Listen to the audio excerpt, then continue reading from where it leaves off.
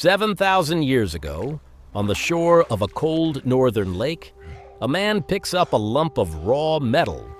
He does not smelt it, he does not cast it, he hammers it, cold, against a stone anvil.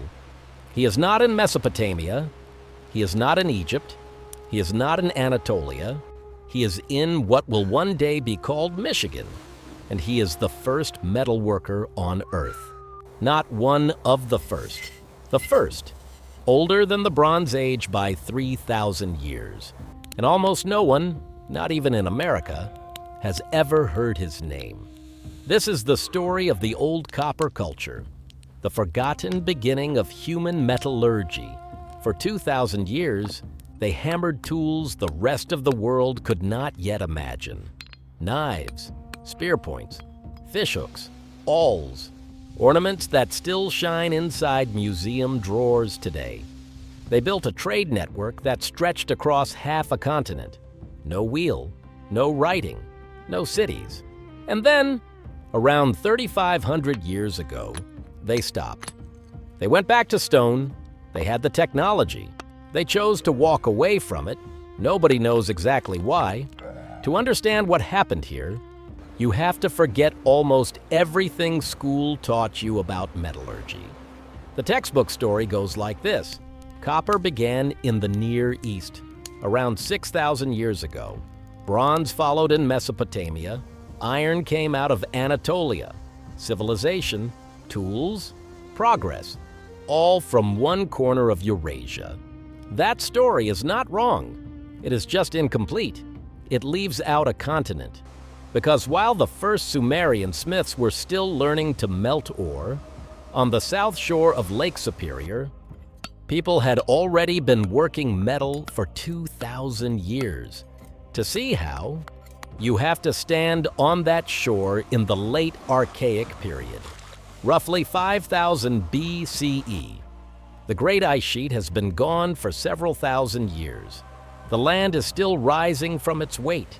Forests of pine and birch cover the hills. Cold, clear rivers cut down toward enormous lakes. And something strange has happened to the ground itself. The glaciers, retreating, scraped it raw. They tore open the oldest rocks on the continent. They exposed veins of something the world had never seen in this quantity. Pure, native copper. Not ore, not a compound. The metal itself, lying on the surface.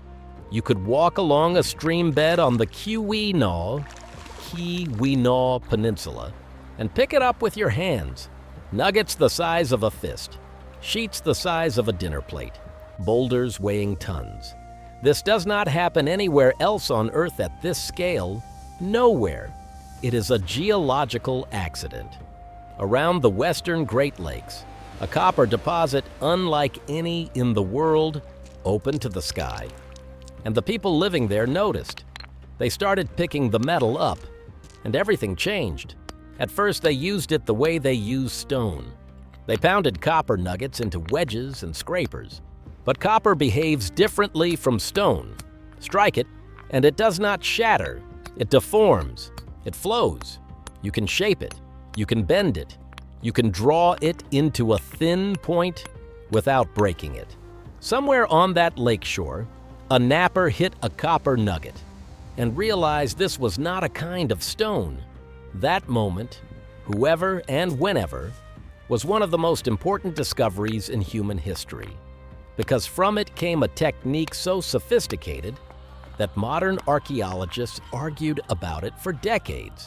It is called cold hammering with annealing, and it is harder than it sounds. You take a piece of native copper, you hammer it slowly against a stone anvil. The metal hardens as you strike it. The edge sharpens, but if you keep going, it cracks. So you stop. You put the piece into a bed of hot coals. You heat it until it glows. You let it cool. The metal softens again. Now you can keep hammering and keep shaping. This cycle, hammer, heat, cool, hammer again, is called annealing. Every blacksmith in history has used it. The people of the Great Lakes figured it out 7,000 years ago, with no teacher, no precedent, nothing. They discovered metallurgy from first principles, on an empty shore, while most of the world still used only bone and stone. Stay with me, because what they made with this technique is going to surprise you. We call these people the Old Copper Culture. It is a modern label, not their name. Their real name, their language, their songs, all of it is gone. 7,000 years is a long silence, but they left thousands of objects behind, and those objects tell a very specific story. Archaeologists have recovered more than 20,000 copper artifacts from old copper sites. Spear points with long tangs for fitting to a shaft, socketed points you could slip over wooden poles, fish hooks as fine as anything a modern trout angler would tie to a line, awls for punching holes through hide, gouges for hollowing wood, crescent-bladed knives, heavy axes with clean flat bits, small delicate blades for cutting sinew, and ornaments, so many ornaments, beads, bracelets, pendants, headpieces, polished gleaming red gold. These are not rough experiments. These are confident, standardized tools made by people who knew exactly what they were doing. And here is the part that starts to bend the mind. The dates. The earliest secure dates for old copper tools fall around 5000 BCE, 7,000 years ago. The earliest copper tools in the Near East, around 4500 BCE, maybe earlier in small experiments. The first smelted copper in Mesopotamia, closer to 4000 BCE, which means the people on Lake Superior were working copper roughly 1,000 years before the Sumerians. They were doing it 2,000 years before the first Egyptian pharaoh wore a copper tool on his belt.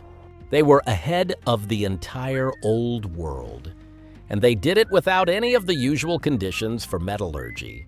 No cities, no agriculture, no kings, no armies, no writing, no priesthood, no need for a sword in battle, no demand for a royal crown, no marketplace pressure to produce at scale, just hunter-gatherers, fisherfolk, and seasonal campers, inventing, from scratch, the working of metal. If you want more of these forgotten stories, the ones the school textbooks skipped entirely, stay with us, because the story of the old copper culture keeps getting stranger the closer you look. Take the trade. These tools did not stay on Lake Superior. They traveled. Archaeologists have found Great Lakes copper artifacts in Louisiana, in Florida, in Manitoba, in New York State. A copper awl hammered on a northern beach ends up, centuries later, in a burial in the Gulf Coast swamps. The distance is over 1,000 miles, and nobody on that route had a wheel, a pack animal, or a boat larger than a canoe. The copper moved hand to hand, river to river, generation to generation, a slow, patient current of metal, which means the old copper people were not isolated. They were connected to a continent-wide network. Shell came up from the Gulf. Chert came in from distant quarries. Copper went out in every direction. This is 5,000 years before Columbus, and North America already has a trading system the size of Europe. Now think about what that means for the word primitive, and think about how rarely you hear it applied to the Bronze Age Mediterranean. The burials go even deeper. Most of what we know about these people comes from how they honored their dead. At a site called Osceola, Osceola, in western Wisconsin, archaeologists opened graves dug into a sandy ridge. Inside, men, women, and children. And with many of them, copper. A lot of copper. A spear point at the hip, a bracelet on the wrist, a band of copper beads across the chest. In some graves, dozens of objects. The copper was placed with care, pressed against the body. The acid soil ate the bone over 7 millennia. but the copper stained it green, preserving ghostly outlines. Archaeologists can sometimes still see where a hand rested on a knife, where a pendant lay against a throat. This is not scrap. This is not waste. This is a civilization that buried its people with meaning, and the meaning clearly involved metal. Copper had power. Copper had weight. Which brings us to the central mystery of the old copper culture, the one that nobody has solved. For roughly 2,000 years, from around 5000 BCE to around 3000 BCE, copper tools dominate. Spear points, knives, axes, working tools. Functional, sharp, used hard in daily life. Then something shifts. The working tools start to disappear from the record. Around 1500 BCE, there are almost none left. A few ornaments, a few ritual pieces. That is all. The people have not vanished. The region is still full of villages, camps, trade routes. But they have stopped making copper knives. They have gone back to chipping stone. For a technology to appear, flourish, and then quietly be abandoned, this is almost unheard of in prehistory. Civilizations usually lose technologies through collapse, through conquest, through catastrophe. None of those things happened here. The Great Lakes kept functioning. Life went on. They simply chose to stop. And archaeologists have argued about why for more than a century. There are three main theories. None of them completely satisfies. All of them probably hold a piece of the truth. The first theory is economic. Pure native copper is incredibly labor-intensive to work. Stone tools, once you know how, can be flaked in minutes. A copper spear point takes hours of hammering. If stone does the job, butchering a deer, killing a fish, why spend a day on copper? In this view, the old copper people did a cost-benefit analysis and quietly lost interest. The second theory is social. Somewhere along the way, copper stopped being a tool and became a symbol. A copper knife is no longer for cutting meat. It is for marking status, for burying with the powerful. Once an object becomes sacred, you stop grinding it into a working blade. You keep it rare. You keep it charged. In this reading, the old copper culture did not lose metallurgy. They elevated it and starved the working economy of it. The third theory is about networks. As long-distance trade grew, copper became a luxury currency.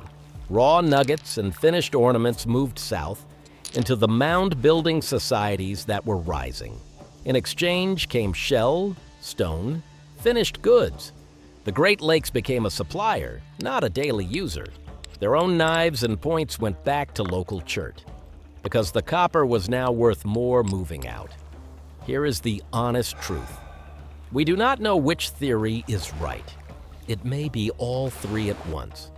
What we do know is that the choice was deliberate. Not a loss, not a collapse, a decision.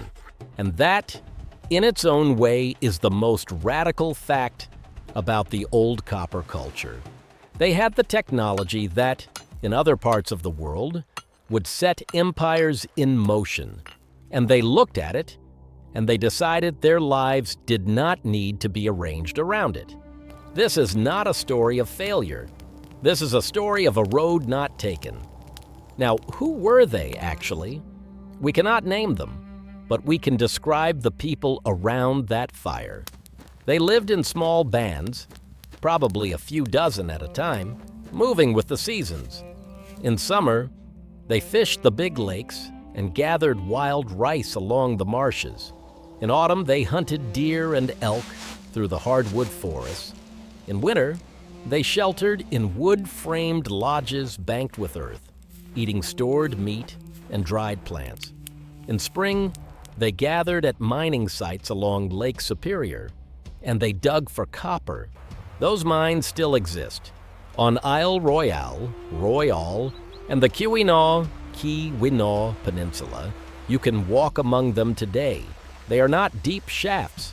They are open pits, sometimes a few yards across, following a copper vein into the rock. Ancient miners heated the stone with fires, then threw cold water on it. The rock cracked, the copper came loose. Then stone hammers, wielded in bare hands, pounded the nuggets free. Hundreds of those hammers have been found. One abandoned mining pit on Isle Royale contained a copper mass weighing more than 5 tons. It had been pried partially loose on a wooden cribwork, and then for some reason, simply left behind. 6,000 years later, geologists lifted it out.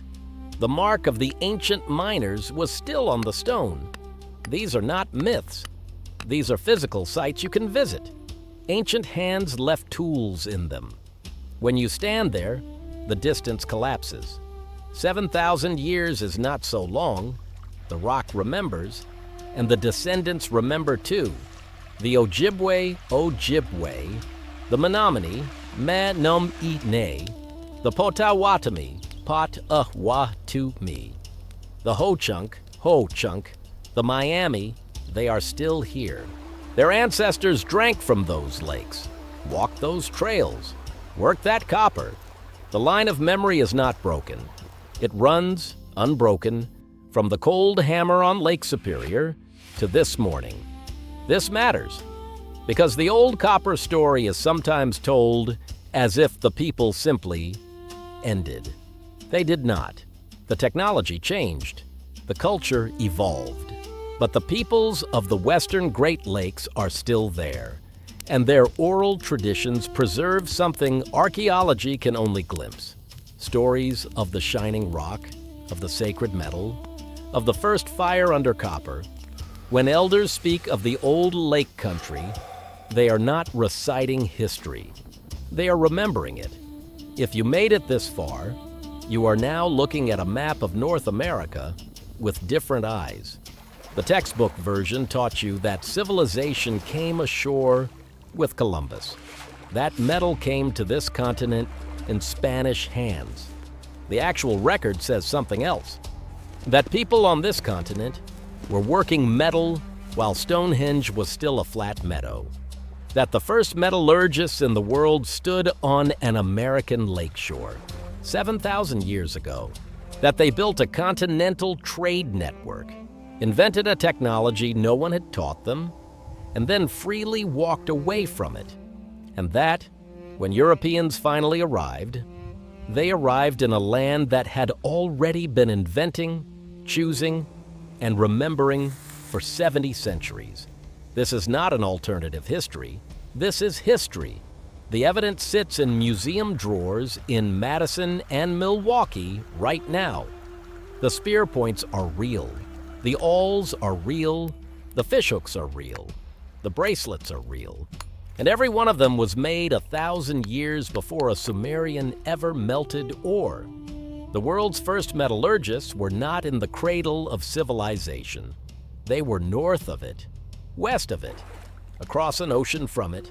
They were here, on a lakeshore so cold in winter the wind feels like stone, so bright in summer the water looks lit from below.